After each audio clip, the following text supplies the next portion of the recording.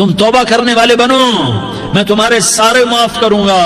یا عبادی الذین اسرفوا علی انفسہم، اے میرے نافرمان بندو آ جاؤ مجھے منا لو، مجھے راضی کر لو۔ من تقرب الی تلقیتہ من بعید، تم مجھے راضی کرنے آؤ، میں آگے بڑھ کے تمہارا استقبال کروں گا۔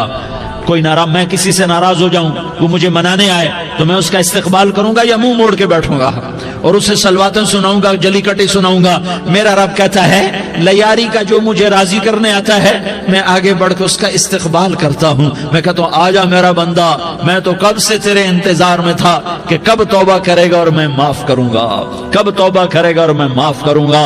اللہ کو اپنا بناؤ، اس کے در پر جھکنے کے ساتھ ہمارے گناہوں کی حیثیت ہی کوئی نہیں ہے۔ بنی اسرائیل میں ایک آدمی نے 99 قتل کیے، اس کو خیال آیا میں توبہ کروں، ایک عبادت گزار کے پاس گیا اور اس سے پوچھنے لگا میں نے 99 قتل کیے ہیں، میری توبہ ہو سکتی ہے؟ اس نے کہا ہرگز نہیں، تو بڑا ظالم ہے، تیری کوئی توبہ نہیں۔ اس کو غصہ چڑھا، اس نے اسے بھی قتل کر دیا، 100 کر دیے۔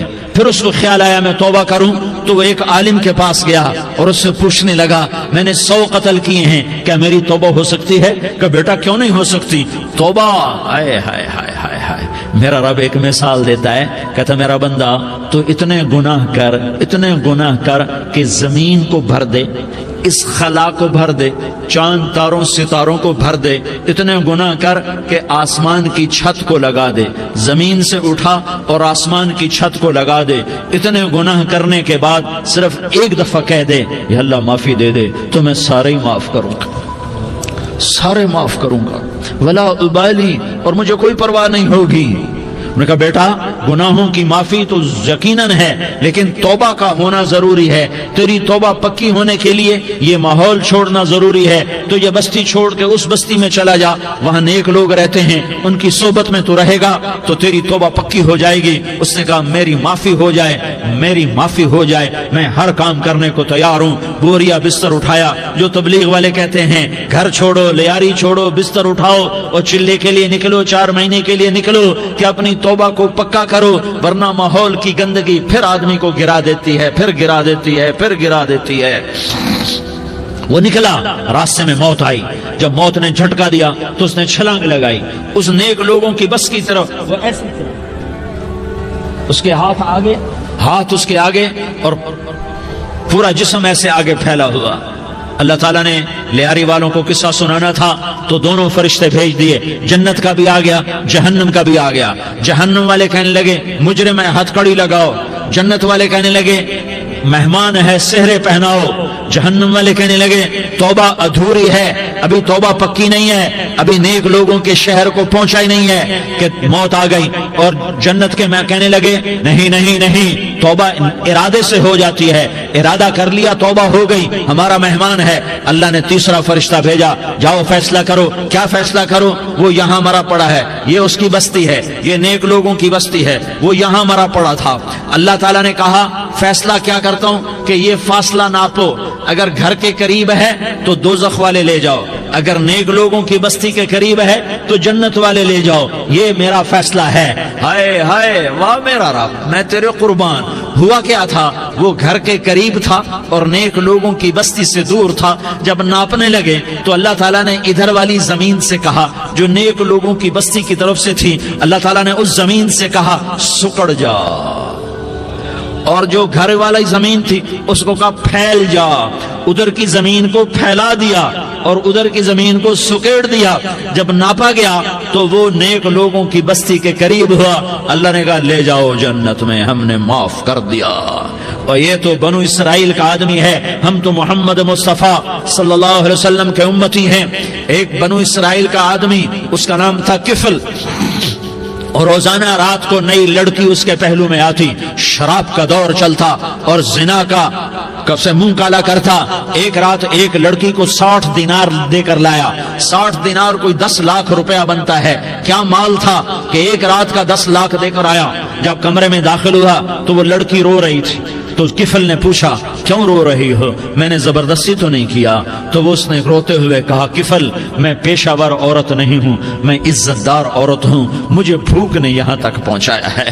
میں یہ کہا کرتا ہوں جب سردار لوگ، جب مالدار لوگ زکوٰۃ نہیں دیتے تو غریبوں کی بیٹیاں نیلام ہو جاتی ہیں۔ مالداروں سے کہتا ہوں، ان سرداروں سے کہتا ہوں کہ اللہ کے نام پر دیا کرو کہ غریبوں کی بیٹیوں کی عزتیں بحال رہیں۔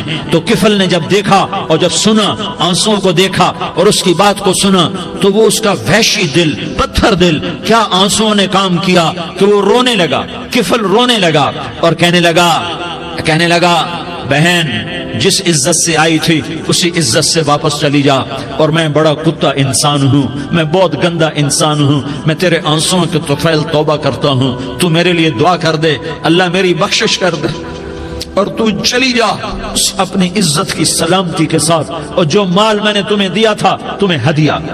وہ بچی گھر پہنچی اور کفل کو پتہ نہیں اگلے لمحے کیا ہونے والا ہے۔ تھوڑی دیر کے بعد کفل مر گیا، اچانک جوانی میں موت آ گئی۔ کفل کو نہیں پتا تھا کہ میری زندگی کی چند گھڑیاں باقی ہیں، ساری زندگی زنا شراب میں گزری، آخری چند لمحے میں توبہ کی۔ اب میرے اللہ نے کیا کیا؟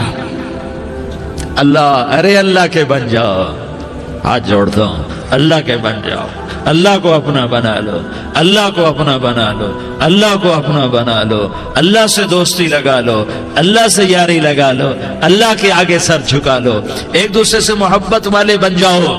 ہاں یہ وہ شخص تھا، کل اس کی میت کو دیکھ کر کوئی اس کو کندھا دینے نہ تھا، اس کے اپنے بھی اس کو غسل نہ دیتے، اس کے اپنے اس کو کفن نہ دیتے، یہ ایسا ظالم بدماش نافرمان تھا۔ ہاں سنو، کفل موسیٰ علیہ السلام کا امتی، طارق جمیل محمد مصطفیٰ کا امتی، سردار عزیر محمد مصطفیٰ کا امتی، ہمارے پیچھے محمد مصطفیٰ کے آنسو ہیں، آہیں ہیں، سسکیاں ہیں، فریادیں ہیں، دعائیں ہیں۔ یہ بنی اسرائیل کے گناہگار کے لیے کیا کر دیا۔ اگر یہ صبح پایا جاتا مردہ تو اس کا کوئی کندھا دینے والا نہ ہوتا، نہلانے والا نہ ہوتا، اسے پتھروں میں دبا دیتے۔ صبح ہوئی تو لوگوں نے دیکھا کفل کے دروازے پر بہت بڑا جیسے بینر لگا دیا جاتا ہے، پورا بینر لگا ہوا تھا، کفل کے دروازے پر لکھا ہوا تھا ان اللہ قد غفر للکفل، لوگوں اللہ نے کفل کو معاف کر دیا۔ کیا مطلب تھا معاف کر دیا؟ کہ جاؤ جنازہ پڑھو، جاؤ دفن کرو، جاؤ غسل دو، جاؤ کفن دو، میں نے کفل کو معاف کر دیا۔ میرے بھائیو اپنے اللہ سے اپنا تعلق بناؤ، اور اللہ سے تعلق بنتا ہے توبہ کے ساتھ، اس کے در پر حاضری دینے کے ساتھ، اور محمد مصطفیٰ صلی اللہ علیہ وسلم کی غلامی کے ساتھ۔ اللہ کو ایک ہی ہستی سے پیار ہوا، وہ محمد الرسول اللہ ہیں، ایک ہی سے محبت کی، وہ محمد الرسول اللہ ہیں، ایک کو اپنا حبیب بنایا، وہ محمد الرسول اللہ ہیں، ایک کو خاتم الانبیاء بنایا، وہ محمد الرسول اللہ ہیں، ایک کو حبیب اللہ بنایا، وہ محمد الرسول اللہ ہیں، ایک کو سارے عالم کا نبی بنایا، وہ محمد الرسول اللہ ہیں، ایک کو رحمت للعالمین بنایا، وہ محمد الرسول اللہ ہیں، ایک کو شافع محشر بنایا، وہ محمد الرسول اللہ ہیں، ایک کو ساقی کوثر بنایا، وہ محمد الرسول اللہ ہیں، ایک کے ہاتھ میں چابی پکڑائی وہ جنت کی، وہ محمد الرسول اللہ ہیں، ایک کے لیے جنت کو مزین مسخر فرمایا، اور آپ کے بغیر جنت کے دروازہ نہیں کھل سکتا اس کا اعلان فرمایا، وہ محمد الرسول اللہ ہیں۔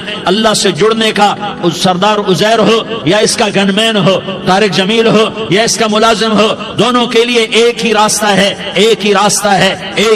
ہے۔ یہ میری بہنیں جو جمع ہیں ان کے لیے ایک ہی راستہ ہے کہ حضرت محمد مصطفیٰ صلی اللہ علیہ وسلم کی غلامی میں آ جائیں، ان کے طریقوں پر آ جائیں، ان کے راستوں پر آ جائیں، ان کی زندگی کو اپنی زندگی بنا لیں۔ میرے نبی کی زندگی محفوظ ہے، یہ کائنات کا سب سے افضل، سب سے اعلیٰ، سب سے برتر، سب سے اجمل، سب سے اکمل، سب سے ابہا، سب سے انور، سب سے اتم، سب سے اجل، سب سے انور، سب سے کمال والا، جمال والا، حسن والا، محمد بن عبداللہ بن عبد المطلب بن ہاشم بن عبد مناف بن قصی بن کلاب بن مرة بن كعب بن لؤي بن غالب بن فهر بن مالك بن نضر بن كنانة بن خزيمة بن مدركة بن إلياس بن مضر بن نزار بن معد بن عدنان بن أود بن هميصة بن سلامان بن عوس بن بوز بن قموال بن أبي بن عوام بن ناشد بن حزاء بن بلداس بن يدلاف بن طابخ بن جاحم بن ناحش بن ماخي بن عيفي بن عبقر بن عبيد بن الدعاء بن حمدان بن سنبر بن يثربي بن يحزن بن يلحن بن إرعوى بن عيغي بن زيشان بن عيسر بن أقناد بن إيهام بن مقصر بن ناحس بن زارح بن سمي بن مزي بن عوز بن عرام بن قيدار بن إسماعيل بن إبراهيم